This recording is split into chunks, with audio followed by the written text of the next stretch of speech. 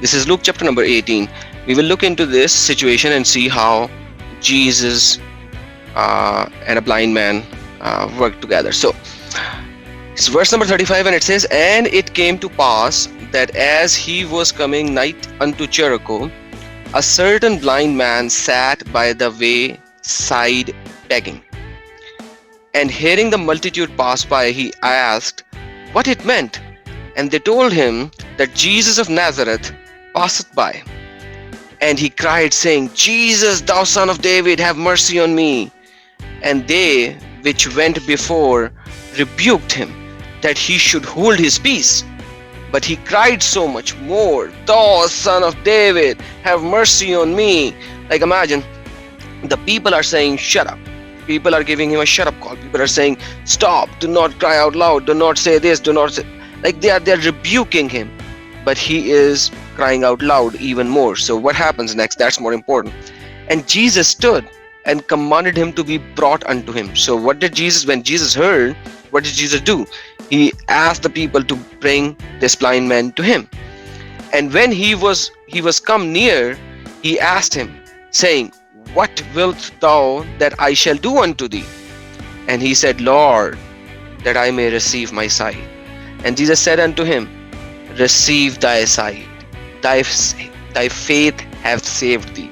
And immediately he received his sight, and followed him, glorifying God. And all the people, when they saw it, gave praises unto God."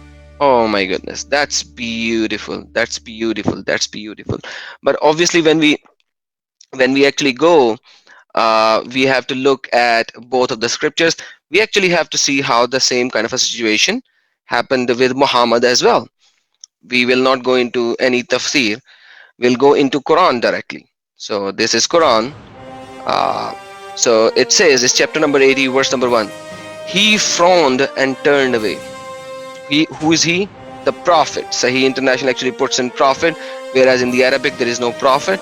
But anyhow, obviously we are talking about prophet. So prophet frowned and turned away. Which prophet? Obviously is Muhammad. Why did he turn away? And why did he frown? Because there came to him a blind man.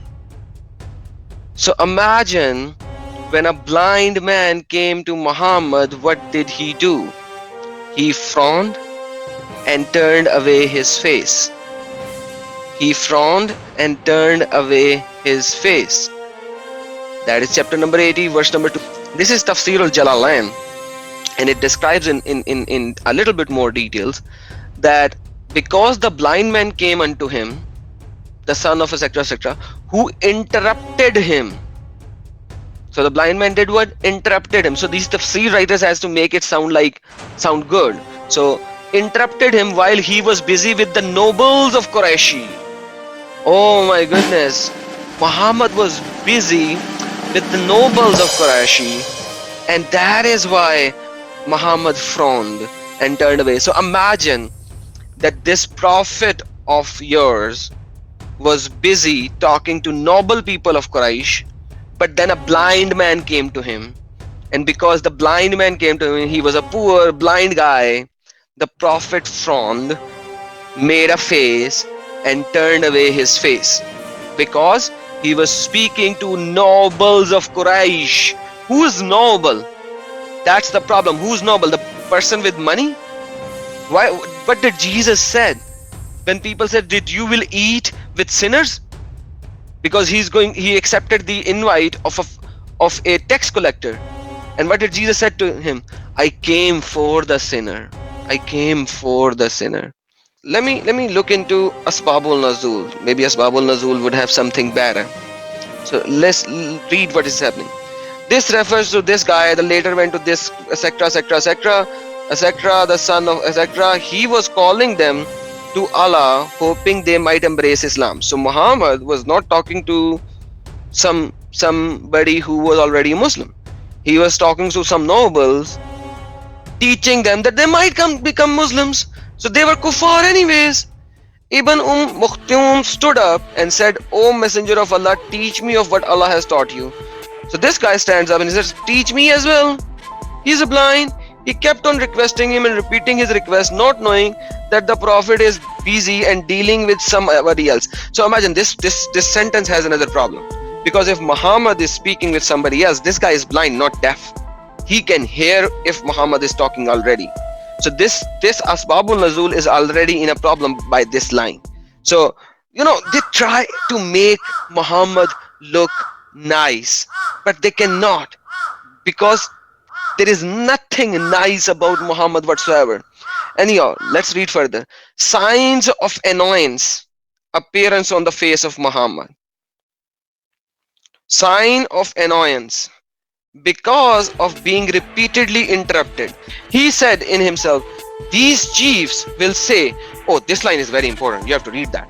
So these chiefs will say, his followers, means Muhammad's followers, consist of only the blind, lowly people, and slaves. Oh my goodness, this is disturbing.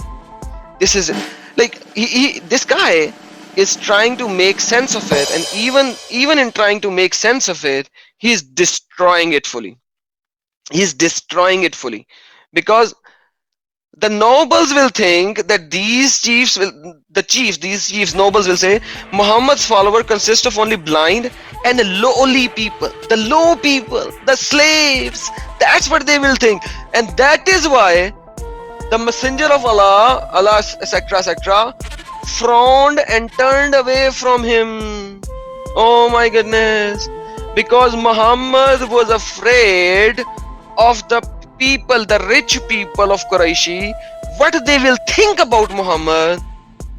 Imagine that. Imagine that. This is your prophet. Is this the one you follow? Is this the one you follow?